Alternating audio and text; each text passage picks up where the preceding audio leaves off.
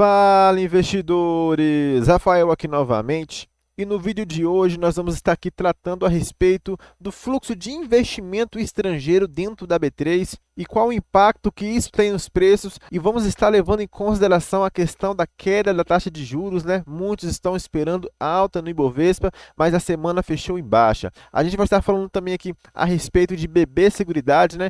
Que aprovou a abertura de programa de recompra de ações e vai estar emitindo seus resultados amanhã, na segunda-feira. E vamos estar terminando falando a respeito dos resultados de AS Brasil, que viu seu lucro ali triplicar no segundo trimestre deste ano. Mas antes de estar iniciando o vídeo, peço para vocês estarem deixando o like e se inscrevendo no nosso canal e ativando as notificações. Vamos lá? Nós vamos estar começando aqui falando a respeito do dólar. O dólar subiu mais de 3% e a bolsa caiu aqui mais de 0,5% na semana pós-Copom. O Copom ali, ele teve a reunião na quarta-feira, onde o Roberto Campos Neto, ele trouxe o resultado, né, que foi acima do que o mercado esperava, né, do corte da taxa de juros. Ele cortou ali 0,5 ponto percentual e o mercado ali já tinha precificado que ele cortaria ali apenas 0,25 pontos base. Então, o corte veio acima da expectativa do mercado e mesmo assim nós tivemos aí uma queda na bolsa, mesmo com tantos analistas, né, afirmando que nós entraríamos ali em um período de bull market brasileiro. Mas nós sempre temos que levar em consideração o fluxo de capital estrangeiro aqui dentro da B3. Esse é o fluxo de capital estrangeiro. A gente percebe que depois do dia 11 de julho não houve grandes entradas de capital dentro do Ibovespa, né? Então, isso impacta muito. Eu vou estar trazendo para vocês aqui e mostrando aqui abaixo o fluxo de entrada e saída dentro do Ibovespa. A gente vê aqui o fluxo estrangeiro, a gente vê aqui o institucional, vê aqui pessoa física também, e instituições financeiras e outros. O que a gente observa quando a gente analisa aqui? Por exemplo, cada linha dessa aqui ele representa um dia. Esse aqui foi da sexta-feira do dia 2. Ele teve aqui uma venda que o estrangeiro vendeu mais de 1 trilhão. Apenas o capital estrangeiro tirou aqui dentro do país na sexta-feira. E a gente vê o institucional comprando aqui 386 bilhões, enquanto pessoas físicas comprando aqui 536 bilhões. O que a gente percebe com isso? O maior montante está aqui no estrangeiro. Quando a gente para analisar as outras linhas aqui abaixo, por exemplo, do dia 31, a gente vê aqui um grande montante exatamente aqui do capital estrangeiro. Quando a gente observa mais abaixo, a gente percebe que também há grandes movimentações. Por exemplo, no dia 21/7, teve uma movimentação muito grande de venda aqui entre pessoas físicas, mas a gente observando de modo geral, a gente percebe que as grandes movimentações que há dentro do Ibovespa normalmente são de capital estrangeiro, são o capital estrangeiro que movimenta o Ibovespa. Então, toda vez que os estrangeiros eles estão vendendo em massa a bolsa, o Ibovespa ele tende a cair, e o contrário também é verdade. Quando os estrangeiros estão comprando a bolsa tende a subir. O que eu quero que vocês tirem de conclusão aqui é o poder que o estrangeiro tem de mexer na bolsa brasileira. Vamos estar continuando para vocês entenderem o que eu quero falar. Esse gráfico que eu já trouxe para vocês em outros vídeos, aqui em azul nós temos o Ibovespa e em verde nós temos aqui o dólar. O que nós podemos observar é que eles têm um movimento exatamente oposto. Aqui nós temos aqui o Ibovespa subindo e o dólar caindo. Aqui o Ibovespa ele entra numa tendência de baixa e o dólar entra em uma tendência de alta. A gente observa que o topo do dólar é exatamente aqui no fundo do Ibovespa. E aqui o Ibovespa ele faz o que? Um rally de alta. E o dólar faz exatamente ao contrário aqui, achando o seu fundo exatamente aonde foi aqui o topo do Ibovespa. Então a gente tem ali movimentos contrários, tanto do Ibovespa quanto do dólar. Observamos aqui, por exemplo, neste gráfico aqui, o Ibovespa entrando em um canal de alta, enquanto o dólar aqui entrando em um canal de baixa. Ou seja, ele sempre fazendo movimentos contrários. E por que eu estou trazendo isso aqui para vocês? Porque eu vejo muitas casas de análise empresas fazendo aí muitas propagandas, né, que o Ibovespa agora é um foguete que vai passar aí 150 mil,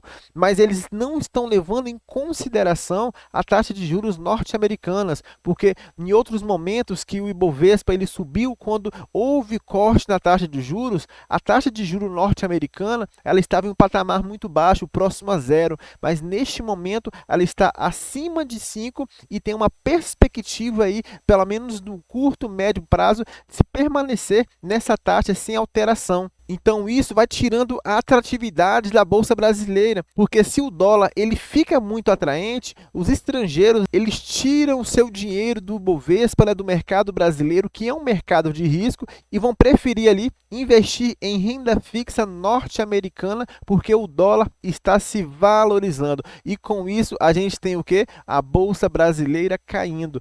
Mas isso não quer dizer que a bolsa brasileira não vai subir, tá, galera? Porque algumas empresas elas são beneficiadas, né, justamente por ter ali um juro menor, mas muito provavelmente a gente pode ter aí uma fuga de capital estrangeiro de Bovespa, e a gente viu o que acontece quando os estrangeiros começam a vender a bolsa. Nós vamos estar continuando aqui, falando aqui a respeito de BB Seguridade, que anunciou um novo programa de ações. A gente vai ver que nesse programa a empresa vai comprar aqui cerca de 64 milhões de ações ordinárias, o que corresponde a 9,5% do total de papéis em circulação, tá, galera? Ou seja, isso aqui é bom destacar porque é o total de papel em circulação, não dos papéis totais. Por exemplo, nós temos aqui um total de papéis de 2 bilhões na companhia, mas não vai ser 10% aqui desses 2 bilhões, porque senão seria 200 milhões de ações. Mas a gente vai perceber o seguinte, que o Banco do Brasil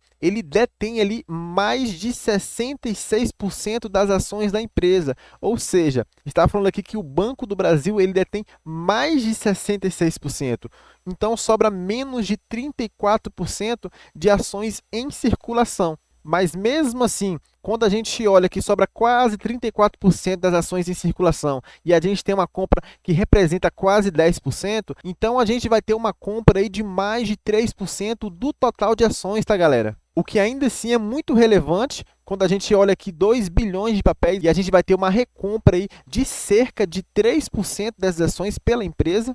E a gente vê que a quantidade atual das ações da BB Seguridade que estão em circulação, elas superam ali 674 milhões. Enquanto isso, as ações em tesouraria somam mais de 3 milhões. Ou seja, a empresa ela já tem algumas ações em tesouraria, mas a gente observa que é um número muito pequeno quando comparado à quantidade que ela vai comprar. Cerca de 5% ela tem em tesouraria daquilo que ela vai comprar. Então a gente observa mais uma vez a empresa seguindo por um bom caminho, um caminho que agrada aos acionistas, porque quem é acionista da empresa sabe que quando há recompra de ações, a sua porcentagem de participação da empresa ela é aumentada. Falando aqui ainda a respeito do programa de recompra de ações, a gente vê que ele tem um prazo máximo dessa recompra, né, que é 18 meses, contando a partir do dia 4, ou seja, vai terminar ali em 4 de fevereiro de 2025, e ela vai estar recomprando essas ações pelo preço de mercado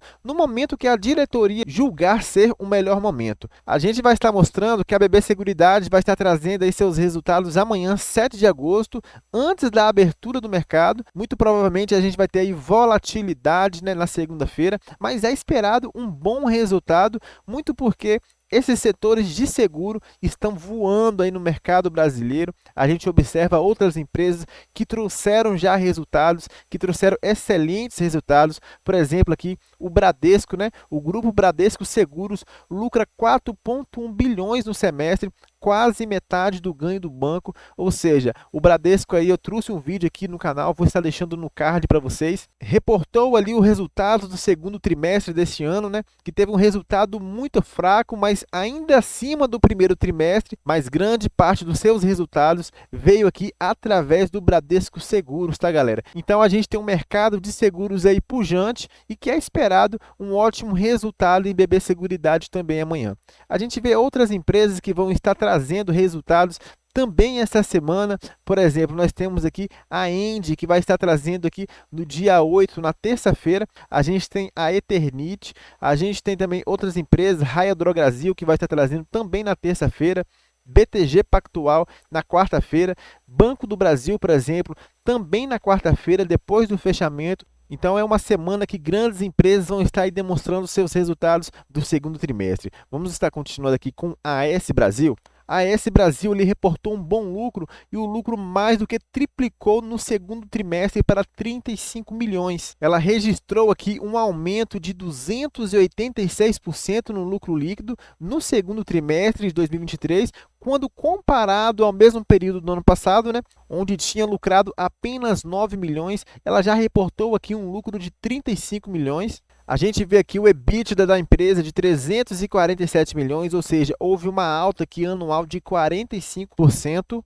E isso levou a uma elevação da margem EBITDA ajustada em 6,9 pontos percentuais. A receita líquida também somou 763 milhões no segundo trimestre deste ano, um crescimento de 23% em comparação com a mesma etapa do ano passado. E o que a gente observa é o seguinte: Tucano e Cajuína 1 devem estar 100% operacionais nos próximos meses, diz presidente da AES. A gente vê aqui que os projetos atualmente em instalação pela AES Brasil, Tucano na Bahia e Cajuína no Rio Grande do Norte, avançaram de maneira importante ao longo dos últimos meses, com um complexo baiano previsto para estar 100% operacional ainda este ano. Está falando aqui no terceiro trimestre. O presidente complementou aqui embaixo, nessa sexta-feira, dia 4, que Tucano alcançou no encerramento de junho um avanço de 99% ali, com 35 das 52 turbinas em operação. Então a gente vê que os projetos vão estar rodando aí logo logo.